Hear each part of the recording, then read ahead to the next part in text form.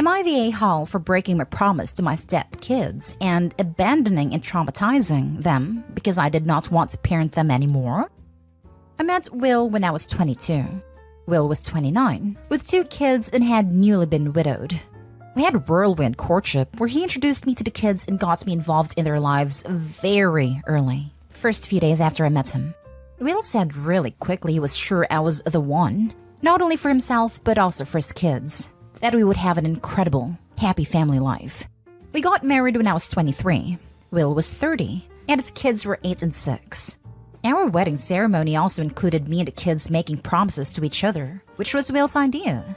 Soon after, Will shoved all the childcare onto me. I wasn't the stay-at-home spouse. I worked full-time and always have, but he always had reasons for me to do the childcare. Him being sore from doing a physical job, me being better at it since I babysat kids this age in the past and he never had, or girl stuff for his daughter, or cooking or anything. He always had some reason, and it ended up always on me. He started playing video games and relaxing from getting home until bedtime, because he was tired and he was bringing in the money and keeping the roof over everyone's heads, though that wasn't really true. He said he deserved to relax.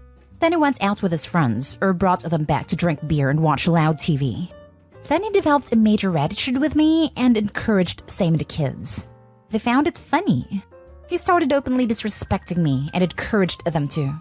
He was the ultimate fun dad, and I got put in the role of the mean witch. Sometimes they all ganged up on me and mocked me, but also all expected me to serve them and constantly be jumping up to care for them. By the end of the first year, I realized the marriage was a big mistake, but felt guilty leaving because of my promises to the kids. Another year went by, and I realized that no matter how I tried, and how I knew they were only kids and didn't really blame them, I genuinely hated both of the kids. And I could not lie to myself anymore and pretend that I loved them. I did not, and I never would. One day I just walked out, packed up everything of mine and moved out while nobody was at home. I left a note explaining it wasn't working and saying goodbye. That was the end. Cue the crap storm for my ex and a bitter divorce. But we both walked away with what we went into the marriage with, not much for either of us. I had never legally adopted the kids, so I had no rights nor responsibilities about them, and I never reached out to any of them again. Honestly, I was just overjoyed to be rid of all of them. 15 years have gone by, and that seems like a lifetime ago, or another person's life, but I'm still in my 30s. I was recently shocked to get a message from Tamara, Will's daughter, now 25. Tamara said I betrayed and traumatized her for life for abandoning them after my promises to them. She said I had a responsibility to never leave no matter what. I know she remembers the horrible way she treated me though. Now for the top comments. Not a-hole. There is never a responsibility to never leave. That is ridiculous. Sure, a 10-year-old may reasonably think so, but a 25-year-old should know better. Agreed. I was bitter when my mother left and divorced my stepdad when I was 10. As an adult, I realized that he was a guy who refused to get a job and just sat around the house all day. But he would leave for work in the morning as I was getting ready for school to keep up appearances. The father probably brainwashed the kids with made-up stuff. Brainwashed or not, this woman is 25, not 15. She should have enough perspective to realize that the fault lies completely with the father. At some point, a person has to look inward and seek help for their trauma, not inflict it on others. To seek out a person you haven't seen 15 years just to send them a nasty email saying Opie should have stayed in a horrible relationship for 10 to 12 years, purely for this woman's benefit? That is extremely selfish and cruel. Not a-hole. Your husband didn't want a wife. He chose a younger woman and whisked her off her feet to be his live-in maid, nanny, and cook. He knew what he was doing when he asked you to make that promise to the kids, emotionally manipulating you into staying even though he treated you like crap. It's sad that the children lost their mother, but their father encouraging them to treat you like the evil stepmom was cruel to both you and them. Clearly, the behavior he showed continued after he left, and he kept telling Tamara and her brother how awful you were. You got yourself out of there. Well done for being strong and wise enough to do so. Many people don't have the strength to do that. And you need to stay out of there, Opie. Not your circus, not your monkeys. You made a promise, but a promise is made with agreements/conditions usually from both parties. You didn't hold up your end because they were relentless with their bullying. Not they, Olubi. Messaged her back and explained it was a toxic marriage, that their dad set you up to be the family punching bag and nanny, that he wasn't looking for love or a partner, but a doormat, and he encouraged you kids to do the same. Tell her their hang-ups are their own, and then say that you are done with that chapter of your life, and will never again allow their father to drag your life down. Not today, Ho. Those kids have been fed lies and delusions about what the marriage was like. Next story is titled, Am I the a-hole for digging my heels in with my fiancé concerning surname? My fiancé, 27 female and I, 30 male, are getting married next year. I've pretty much let her run the show when it comes to the wedding and reception. Her last name is from her biological father who left when she was 2. Her mother remarried, and she has said for years that she can't wait to get married to change it. For 6 years, I've heard about what a piece of garbage this guy is. I am the last male to carry my name, and there are only 4 people with a name. So it's always been important to me to pass it on to my children. She wants to get married in a Catholic church.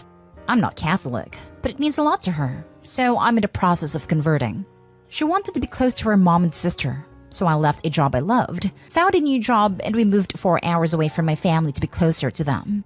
Her sister is a recovering alcoholic, so we don't keep liquor in our apartment despite that I like to have a beer after work. I've made many changes to accommodate her. She's acknowledged it, and I always respond that all I care about is passing my name on, and she responds with a number of days until our wedding. Shortly after we arrived, Biodad contacted her out of the blue. He heard from relatives she was getting married and decided it was the perfect time to reconnect. All of a sudden, I now hear what a wonderful guy Paul is, how hard he's trying, and how wonderful it is that he's back. Often, I get home from work and she's gone, only to arrive home past midnight after being out with Paul and her half-siblings. I hate that I don't see her as much, but I know how much it means to her to have a relationship with him. At the same time, after years of hearing her trash him, I'm not even allowed to think bad thoughts about him. She's planning on having him walk her down the aisle, which I don't think is appropriate, but it's her decision. This weekend was the bombshell. She told me that her father brought up the importance of their name, that she's decided to keep it. This stung very badly. I replied that it was her choice. I just wanted to pass my name down. She smiled uncomfortably and informed me that she wanted the first boy to carry her name because it would mean so much to Daddy. I told her that is not happening. She suggested that we hyphenate as a compromise. I told her that there was no negotiation, that I had one thing that was important to me. I'd moved heaven and earth to give her what she needed and everything else, but I wouldn't budge an inch on this. She told me I was being unreasonable. I responded that I've been in her life longer than he has. I'd ask her who it was she was trying to start a life with, me or him. She started crying and accused me of being jealous of her relationship with her father. My parents and her mom and stepdad agree with me and think she's allowing Paul to influence her. Her sister thinks I was an A for asking that question and refusing to compromise. Not today, Hall. Not gonna read other comments. Staying out till midnight with your mostly estranged father after years of hating him is also freaking weird. You are not a hole, but unfortunately you also can't force her to change her name. Use this as a time to evaluate your relationship. Perhaps couples counseling would be a good idea before saying your I do's. Good luck. Clarification. Well, I would love if she took it. And it hurt to know she's decided not to after 6 years of saying she wanted to change her name. I have never tried to force it. I accepted it as her decision. I only put my foot down when it came to our future children. Then you deserve better. She changed the game at the last minute. Info. What kind of compromises has she made for you? What kind of changes has she made for you? Honestly, she hasn't had to make any. Believe it or not, 90% of things, we're in complete agreement. The things I've compromised on are things that I was willing to do to make her life easier. She wanted to live closer to her family. My parents are retiring within 10 years and likely leaving that area. So staying there didn't make a lot of sense other than I really liked my job and the people I worked with. I don't hate my current job, but it's not the same. I love the girl. The girl wants to live here. I go with the girl. I felt like taking my name was equivalent because while it's a big change, she knew it was important to me. So as of now, she's made no compromises or changes. Next story. Am I the a-hole for publicly telling my stepdad to buzz off after he complained about being excluded from the speech I wrote for my brother's funeral? My stepdad is an attention-seeking person. Did I say attention-seeking? As the saying goes, he is the bride/groom at every wedding and a corpse at every funeral. Can't help himself and has no issue showing how much he craves for attention. I've never been on good terms with him. He sold my childhood home and threw away stuff Dad left for me and my brother, who is 19. He convinced Mom to revoke my college fund and use it to renovate their new house, resulting in me moving out at 17. I'm now 26. My brother was still living with them when he passed. He suffered from physical/mental conditions that my stepdad called fake. My brother was diagnosed with stomach illness that landed him in the hospital a few times. But my stepdad insisted he was faking it to get attention, and so didn't help with money, so Mom ended up selling jewelry to help my brother. Then he passed away 2 months later. The funeral was last week. I was so devastated because I've always been close with my brother and had plans to do so much in the future. But going by Uncle's advice, I decided to write a speech, sort of like a goodbye letter to my brother as a closure for me, because I had so much to say but so little time. I gave the speech at the funeral. These moments felt long and pretty heavy. I went back to sit and had people pat on my shoulder trying to comfort me. But my stepdad approached me and openly asked why I didn't mention him anywhere in my long, detailed speech. I was speechless and enraged by his offending question that I literally said, "I don't know, because you're not the one who's dead?" He replied that, technically, the funeral is for the living. Then casually went on about how I should have mentioned some of the impact/benefits he had on me and my brother when he came into our life. I harshly reminded him how my mom started selling her jewelry to pay for my brother's medication, while all he did was claim my brother was faking being sick to get attention, called him pathetic to want more attention at the funeral than a departed person, and loudly told him to F off with his pathetic, attention-seeking bullcrap.